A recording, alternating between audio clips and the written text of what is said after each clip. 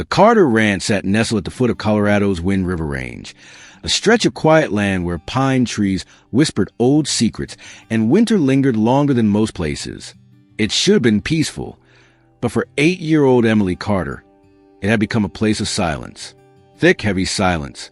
Since her father's death 3 months ago, Emily had barely spoken a word. Her once bright laughter had faded into stillness, and the sparkle in her eyes dimmed like the dying embers of the old fireplace in the living room. She spent hours sitting alone in the barn loft, arms wrapped around her knees, staring at the hills her father used to hike every Sunday morning. People said it was an accident, a fall while hunting in the backwoods. But Emily knew that wasn't the whole story. She had overheard something that night, a voice on her father's satellite phone, a man she didn't recognize, something about a report and a mistake that needed cleaning up.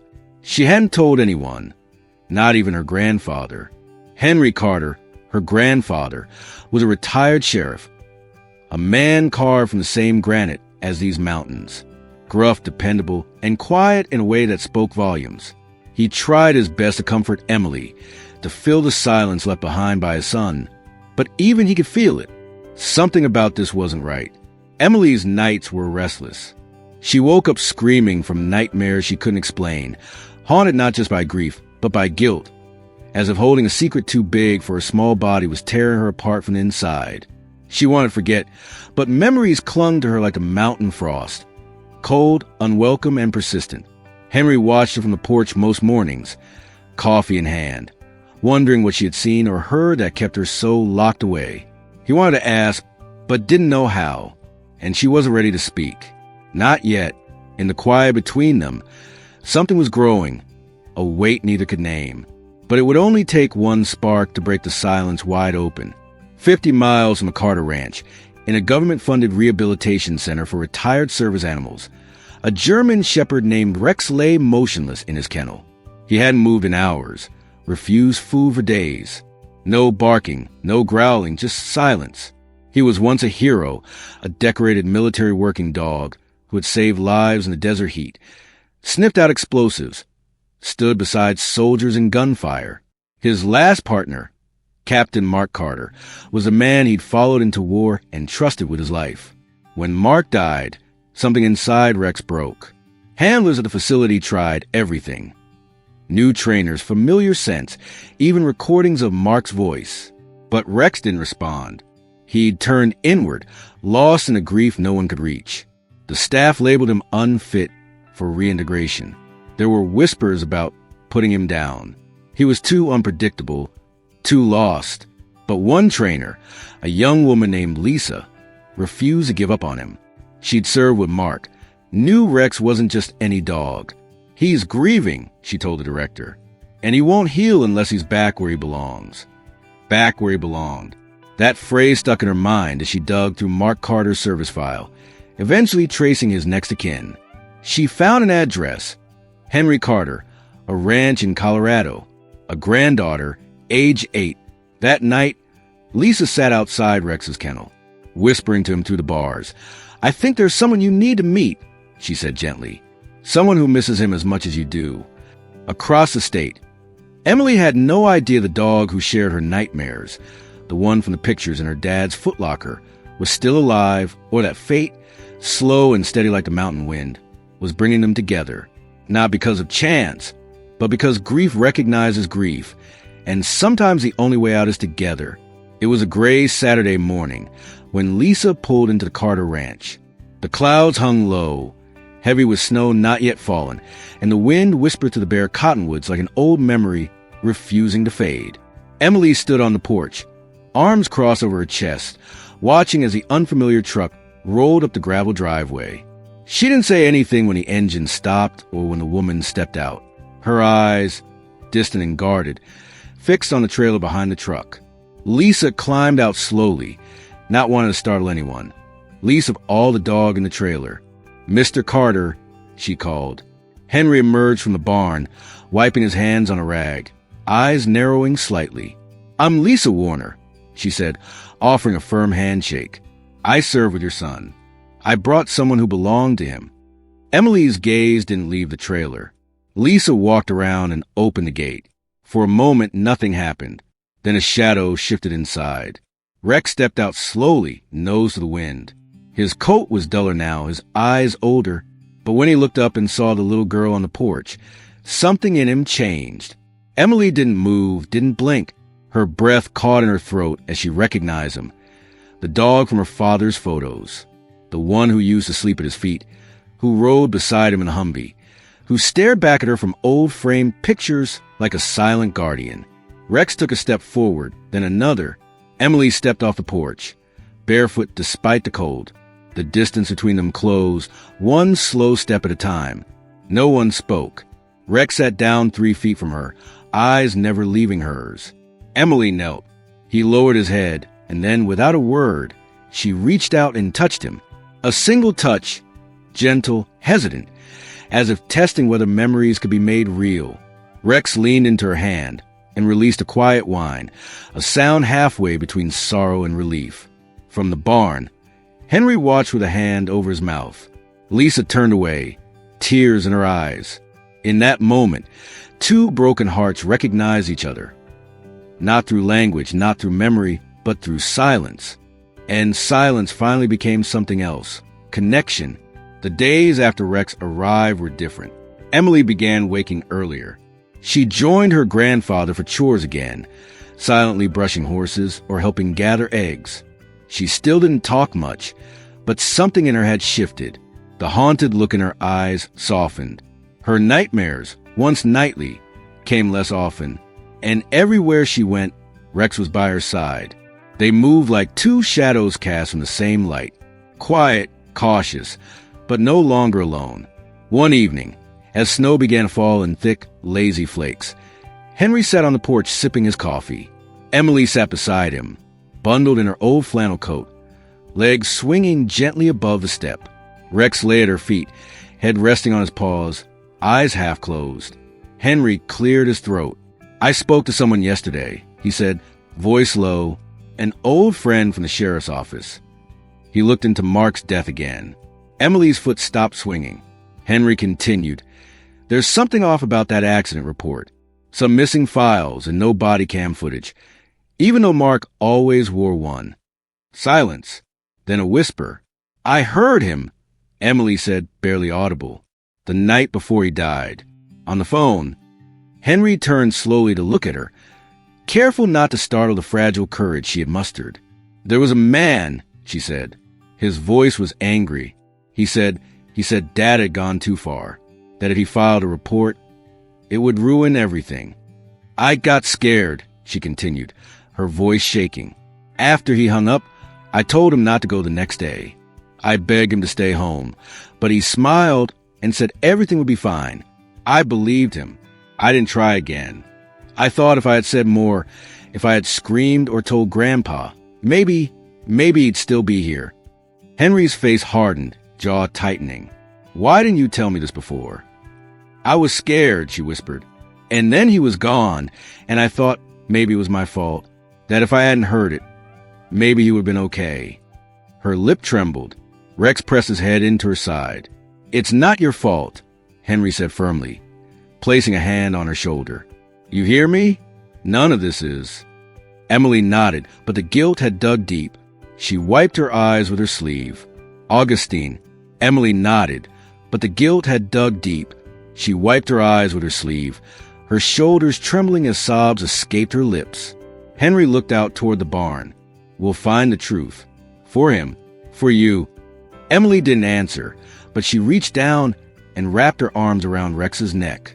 The dog stayed perfectly still, letting her hold on tight. Snow continued to fall, blanketing the world in white. But inside that moment, something melted. Henry Carter had spent most of his life following trails, boot prints in snow, broken twigs in the woods, tire tracks half buried in dust. But he'd never expected to follow them again, not at his age, not with a dog. Yet here he was, nearly a week after that porch conversation, walking beside Rex through snow-covered hills, chasing a truth that didn't want to be found.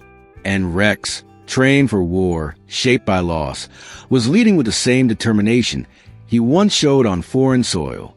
It didn't happen in a day. The first time Henry and Rex went out, they followed an old trail leading to a collapsed tool shed. Nothing but rusted cans and frozen earth. The next day, they climbed the ridge behind the barn where Mark once built a deer blind. Again, nothing, just the wind, snow, and Henry's growing frustration. But Rex never gave up.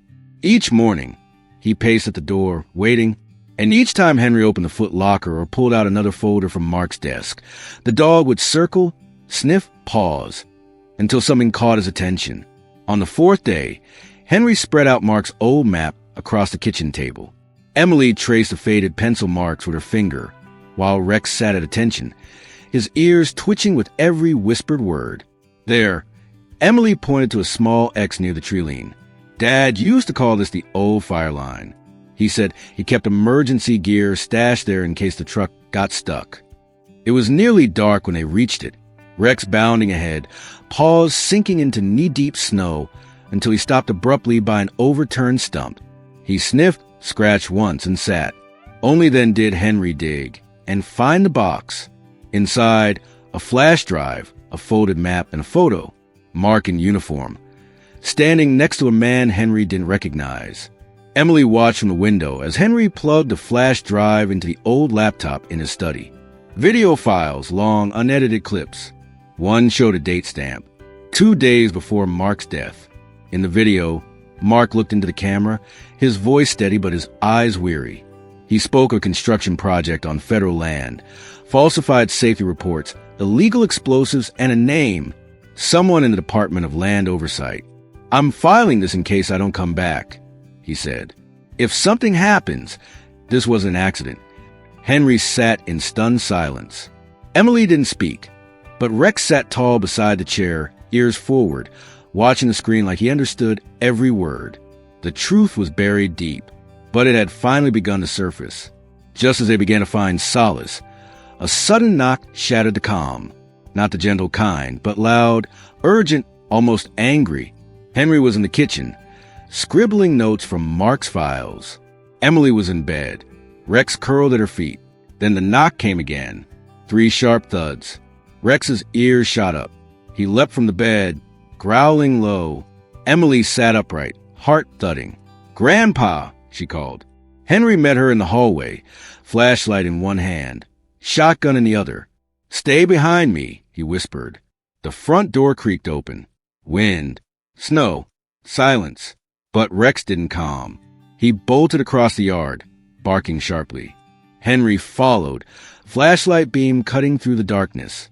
At the edge of the barn, footprints. Fresh, multiple sets.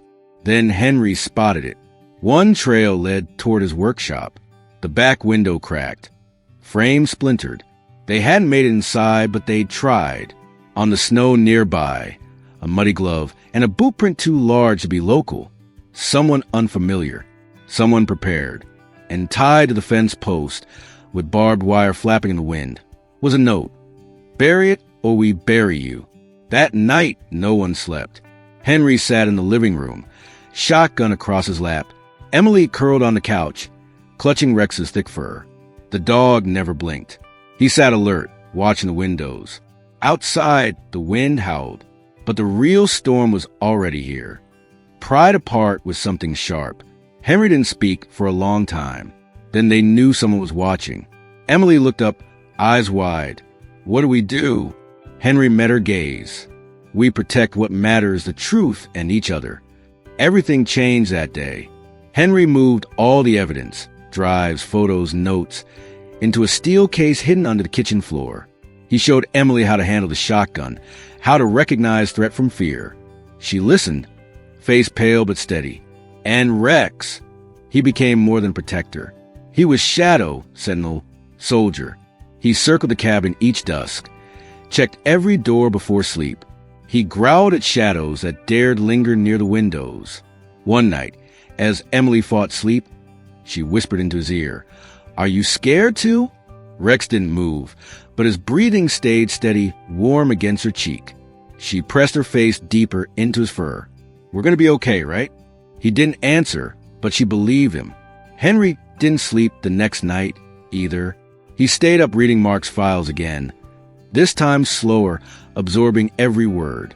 The names, the signatures, the scanned documents, the recorded voice memos, each one pieced together a larger picture.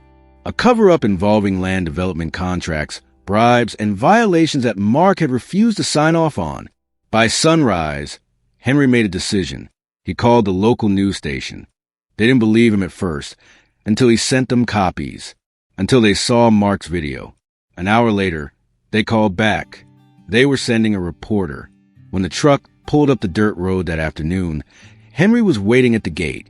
Emily stood by his side, arms crossed tightly, Rex sitting like a statue. No one said a word. The interview was brief but powerful. Henry spoke plainly, eyes clear, voice firm. He showed them the documents, the videos, the note tied to his fence. He died trying to protect this land, Henry said, and someone wanted him quiet. The reporter asked if he feared for his safety. Henry looked at Rex. "I've got protection," he said, "and I've got nothing to lose." The peace aired that same night. It spread fast. The next day, a federal investigator contacted him. Then 2 more. The news made the state papers, then regional radio. Within a week, the Department of Land Oversight announced a formal inquiry. But not everyone was happy. 2 nights later, a black truck idled outside the Carter property. Lights off, silent. Rex growled from the front porch. Henry stepped outside, shotgun in hand. The truck sped off. But the message was clear. This wasn't over. Still, it didn't matter, because by then, the truth had already taken root. A month later, the inquiry concluded. Mark Carter had indeed uncovered violations tied to a high-ranking official, Carl Denning. The files recovered from the Carter Ranch were deemed credible and complete. Mark's name was cleared, posthumously honored by the state. At the small memorial held on the hill behind the ranch, Henry stood beside a wooden plaque bearing his son's name. Emily clutched his hand. Rex sat close, head bowed. "He didn't run," Henry said softly. "Even when they came for him, he stood his ground." He looked down at Emily. "Just like you." He didn't speak, but she leaned into him. And for the first time since Mark's death, Henry let himself cry. Spring arrived late in the valley. Snow lingered along the fence lines, stubborn in the shadows. But beneath it, the earth stirred, green shoots breaking through frost, birdsong returning to the trees. Life quietly began again. Emily had grown stronger. She laughed more, asked questions again. She rode her pony alone for the first time since her father died. She still missed Mark terribly, but the guilt had softened, replaced by something gentler. Understanding. She spoke of him often now. Not like a ghost, but like a story still unfolding. Henry watched her from the porch one afternoon as she trained Rex using the commands Mark had taught him years ago. The dog followed every word, tail wagging, ears high. The two moved like they'd been born together, partners in something deeper than blood. When she finished, she looked up at her grandfather. "Can we start helping others like Dad did?" she asked. Henry smiled, not the weary kind, but one full of quiet pride. "Yes," he said, "we can." They cleaned up the old barn, converted the back stalls into training pens. Henry contacted the Veteran Center 2 counties over. By summer, they had their first 2 applicants, soldiers looking for help with PTSD, hoping that dogs like Rex might offer what therapy could not. The Carter Ranch had changed, not just in use, but in spirit. Where once there had been silence, there was now barking, laughter, movement. Henry hung Mark's plaque inside the barn. He stood his ground, and beside it, another sign Emily painted herself. This is where healing begins. One evening, as the sun dipped low behind the hills, Henry sat on the porch with Emily beside him and Rex at their feet. She leaned against his arm, a book in her lap, and whispered, "I think he'd be proud of us." Henry didn't answer right away. Instead, he looked out at the ranch, at the rebuilt fences, the flags flapping the breeze, the sound of 2 new dogs barking in the pens, and let himself believe it. "Yes," he said at last, "I think he would." And in the quiet that followed, it no longer hurt to remember.